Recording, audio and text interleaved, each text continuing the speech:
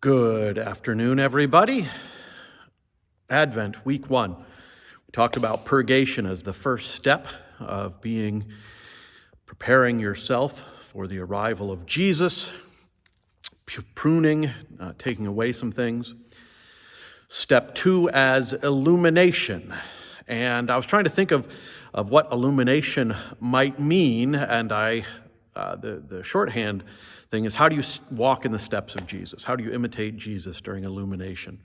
So I talked about reading your Bible, but then I heard a knockout presentation by my favorite spiritual author, Robert Wicks, who said that when you are stressed, when you are encountering something that is difficult, he told this story about a surgeon who was working with very, very desperate cases, healing people who were wounded after coming back from Iraq and Afghanistan.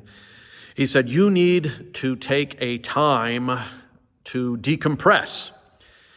And that time needs 3 things: silence, solitude, and wrapped in gratitude. Silence, solitude, and wrapped in gratitude. And I thought, wow, that's really it. He recommended to this surgeon that before you go home and get in your car and bring your stuff home, the same way you wash your hands when you are at the hospital, and then when you go home, you don't want to bring any germs or anything home, you wash your hands. You need to cleanse yourself from stress, cleanse yourself from bringing home the traumas and the struggles of the day. And one of the best ways to do that is to spend some time in silence, solitude, and wrapped in gratitude. And it struck me that works really well. That's a biblical model. That's what Jesus did.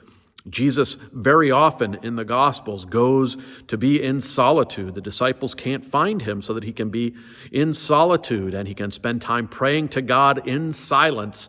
And I don't know what Jesus' prayers were because we're not given that information in the scriptures other than like the Lord's Prayer. But I would imagine, knowing Jesus' other teachings and knowing the Lord's Prayer itself, it was indeed wrapped in gratitude. So try that next time.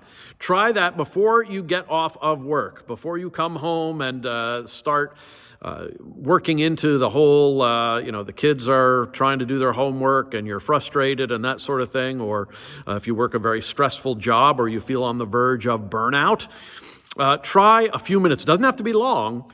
It has to be consistent, but it doesn't have to be long.